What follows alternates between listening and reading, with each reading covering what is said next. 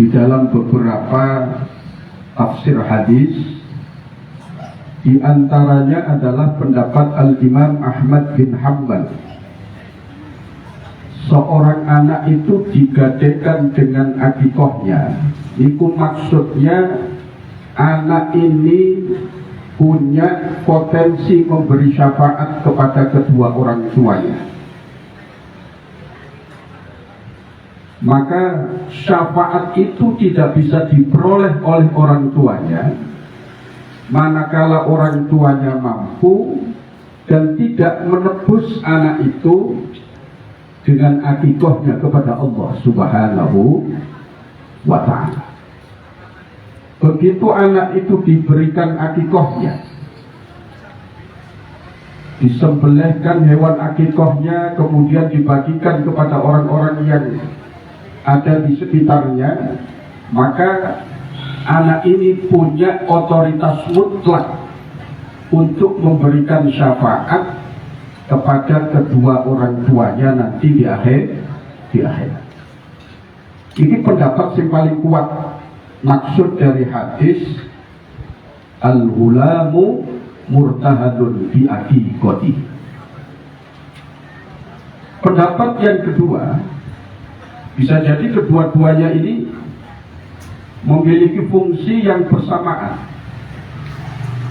Ini dikatakan oleh Al-Imam Al-Munawi di dalam sebuah karyanya Faidul Qadir di Syarhil Jami' Shaghir. Beliau mengatakan bahwa anak itu digadekan kepada Allah dengan akikohnya adalah anak ini digadekan kepada Allah dari gangguan setan yang selalu mengiringinya sejak dia lahir sampai dia meninggal, sehingga ketika anak ini diberikan akikohnya, disembelihkan hewan dengan niat untuk Allah semata-mata dalam rangka untuk mengakikohi si anak ini, maka anak ini akan dibebaskan oleh Allah Subhanahu wa ta'ala dari kekuasaan setan yang selalu mengiringinya. Pulau sampean ini setiap pulau panjenengan ini ketika lahir, Pak, pulau sampean diberikan satu malaikat dan satu setan, yang kedua-duanya ini disebut korin. Ya, ada korin dari sisi malaikat, ada korin dari sisi setan. Korin dari malaikat ini, korin itu yang orang yang selalu menyertai kita. Kalau sampai tenpun di mawon, di mana saja dan kapan saja selama masih hidup di dunia ini, akan selalu diikuti oleh dua makhluk ini, yaitu malaikat, yang kedua setan. Malaikat bertugas mengarahkan kepada hal-hal yang positif, kalau setan selalu memberikan bisikan-bisikan, bahkan suatu saat juga bisa mengendalikan manusia ini untuk menuju jalan-jalan yang negatif. Makanya kalau sampai setiap mau melakukan apapun, itu terjadi perang, terjadi tarik-menarik pentingan dari dua makhluk ini. Kerumunan dan masjid, jari ini malaikatnya ayo budal kelak jamaah. Jari ini setan gampang, engko isa si ono jamaah. Mending isa yo si ono jamaah. Tenang-tenang mawon, gak usah kesusu. Apa manis sing ngadan nanti suara, sing ngadan iku bisa. Suarane gak merdu tambah gak tau nopo kuping. Jenenge setan kan. Nah di sini pulau panjenengan tergantung iman dan ilmu kita. Kalau iman kita kuat, kita akan merespon ajakan-ajakan dan bisikan dari para malaikat ini. Tapi ketika iman kita lemah, kita bukan hanya merespon kepada bisikan setan, tapi justru setan ini bisa menguasai kita. Tapi ketika anak itu diberikan akikoh kepadanya, maka setan hanya mampu memberi bisikan saja, tetapi tidak bisa menguasai si anak tersebut. Allahumma sholli ala Muhammad. Allahumma sholli wa sallim alaihi. Tudbahu anhu yawmas sabi, kata Rasulullah, yang akikoh itu disembelih pada hari yang ke-7. Ini sunnahnya Pak. Begitu 7 hari dari kelahiran si anak, segera kalau kita diberikan kemampuan, kula sampean menyembelihkan hewan akikoh untuk sebagai rasa syukur kita kepada Allah karena kita diberikan amanah oleh Allah Subhanahu wa Ta'ala seorang anak. Kalau tidak mampu menurut para ulama ya hari ke-14-nya. Kalau tidak mampu ya hari ke-21-nya. Pokok kelipatan 7. Kalau tidak mampu sampai hari ke-40-nya. Kalau belum mampu sampai pada umur 2 tahun. Kalau belum mampu sampai sinut tamyiz umur 7 tahun. Maksimal sampai umur 15 tahun sampai anak itu balik. Kalau sudah balik, maka kesunahan akikoh itu sudah dibebankan kepada anak itu sendiri. Sing niat dudu wong tuwane malian, tapi sing niat iku areke dhewe. Lah sing koyo ngeten iki Pak Dwi sing niat Pak Dwi bismillah ya Allah saya niat akikoh untuk anak saya si fulan. Sing niat wong tuwane. Tapi ketika anak niku sudah balik, sing niat iku areke dhewe. Dene wong tua niku ingin memberikan suple dana, wong tua nukokno wedhus dikekno anak sing niat akikoh. Sampai kapan? Sampai orang itu meninggal. Jadi sampai pulau panjenengan wis kawak-kawak ngeten iki kalau dulu biyen, dulu niku ya biyen. Lek dulu niku bahasa Jerman, lek biyen niku bahasa Surabaya, Jerman jejere kauman.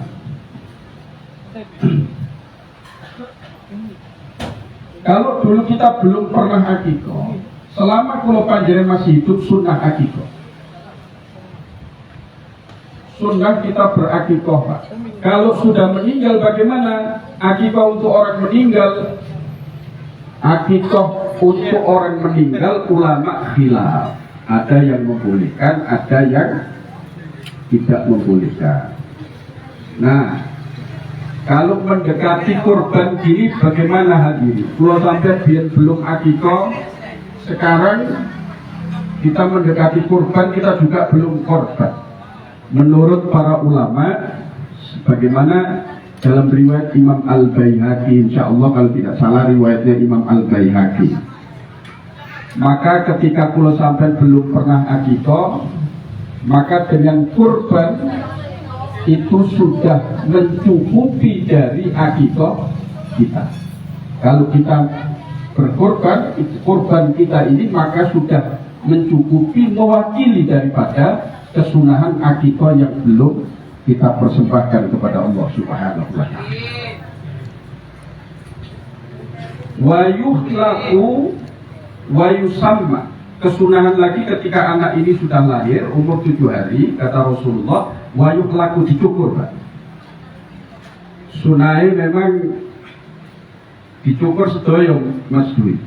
Dicukur sedaya, dikundul, ditimbang. Rambutnya itu ditimbang berapa gram. Terus sunnah disedekahi emas senilai gram itu tadi. Sekadar gram, misalnya setengah gram bobotnya rambut emas sekarang 1 gramnya berapa? 1 juta, berarti sunnah sedekah 500.000. Itu sunnahnya kalau kita mampu Pak. Lek sampean boten mampu, boten usah. Apa maneh tuku rokok ae bingung katanya. Boten usah sedekah ngoten. Bagi yang mampu memang sunnah seperti itu. Wayu sama dan diberikan nama yang baik, alhamdulillah namanya sudah bagus. Kemudian kata Rasulullah ketika lahir, sebagaimana yang dilakukan Rasulullah kepada Sayyidina Hasan dan Sayyidina Husain, diadani telinga kanan, dikomati telinga kiri. Lek bapak ika ono sing komat sing adzan ibuke mboten masalah. Biasanya kadang-kadang di rumah sakit bapaknya tidak boleh masuk, isolasi, maka ibunya boleh mengadani, mengiqamah. Siapa yang diazankan telinga kanannya dan telinga kirinya, maka akan dilindungi dari segala makhluk halus, terutama Ummu Sibyan. Ummu Sibyan itu bangsa jin yang suka mengganggu anak-anak kecil. Itu teks hadisnya seperti itu.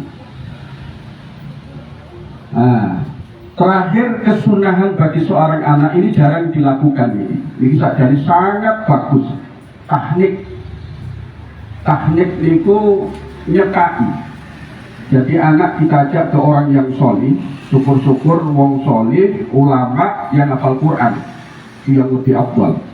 Wong solih, ulama solih, hafal Quran.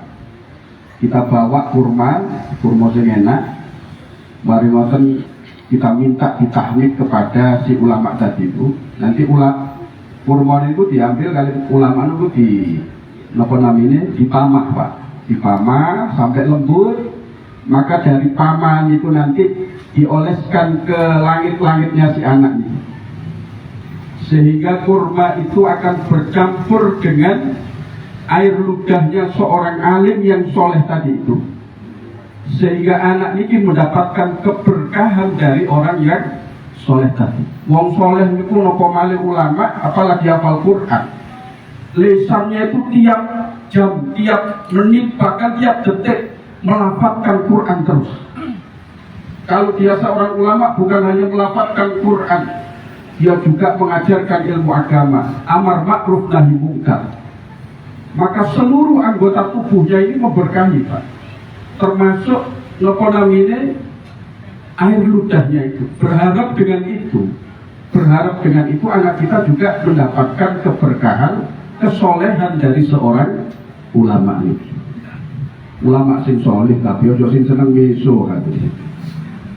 Soalnya saat niki banyak orang yang bukan ulama tapi diulamakan, sehingga kata-katanya tidak mencerminkan ulama, perilakunya juga tidak mencerminkan perilaku ulama. Nah niki lek kula sampean dolek mentahnik anak kita kepada orang-orang yang demikian, waduh yang ketularan dari gawe. Maka carilah ulama yang betul-betul ulama yang alim, syukur-syukur dia juga hafal Quran. Insyaallah dengan demikian putra putri kula panjenengan akan mendapatkan keberkahan dari Allah Subhanahu wa taala. Amin. Terakhir, paling penting bagi orang tua itu selain memberikan pendidikan yang baik adalah mendoakan. Ingat, dakwatul walid liwaladihi kadakwatin nabiyyi li ummati. Doanya seorang orang tua kepada anak itu bagaikan doanya Nabi kepada umatnya. Masih wong tua ini gak ahli ibadah, wong tua ini masih bukan ahli ibadah kok ndongakno anak. Odo kali dungane Nabi nangone umat. Apa maneh wong tua ini ahli ibadah? Andaikan orang tuanya tidak ahli ibadah, lu ndongakno anak mustajab. Dungakno apik mustajab, dungakno elek nggih mustajab. Apalagi orang tua ini adalah orang yang tekun ibadah. Subhanallah, lebih mustajab. Niki mawon hadirin ingkang saged kula aturaken, dinten lek kula terusaken kebentur Isa, niki mawon muga-muga manfaat maslahat dunya wal akhirat. Kurang lebihnya mohon maaf. Assalamualaikum warahmatullahi wabarakatuh.